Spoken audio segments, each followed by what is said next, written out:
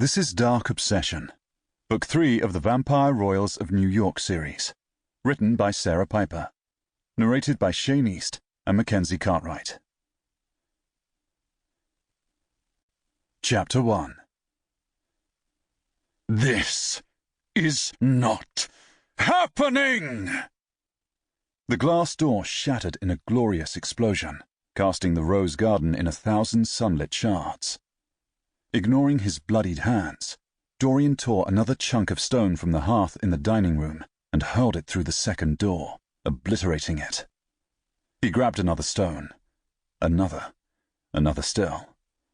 In a matter of minutes, he obliterated the fireplace, then swiftly moved on to the furniture, the high-backed chairs, the oak table that had so recently hosted his brother Malcolm's traitorous gathering, and, centuries earlier, their last meal as mortal men. The cabinets that held his mother's delicate bone china, the sideboard against which he'd so exquisitely taken Charlotte's confession. Charlotte. In a blur of blood and terror, Dorian smashed through every piece of wood, punched through every wall.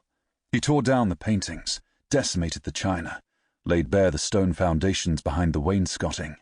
He ripped loose the floorboards, still dark with the blood he'd spilled at the council meeting, Malcolm's and the Greys alike.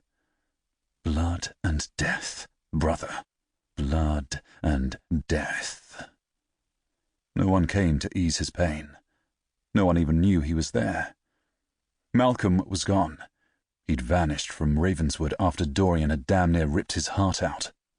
Gabriel was back in the city, following Dorian's command to hunt down Silas, the vampire who'd beaten Charlotte and left her for dead in a dumpster.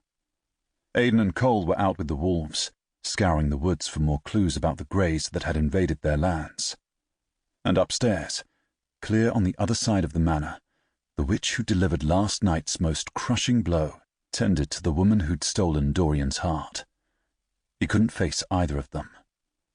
So there he remained, breathless and alone at the epicenter of his own chaos.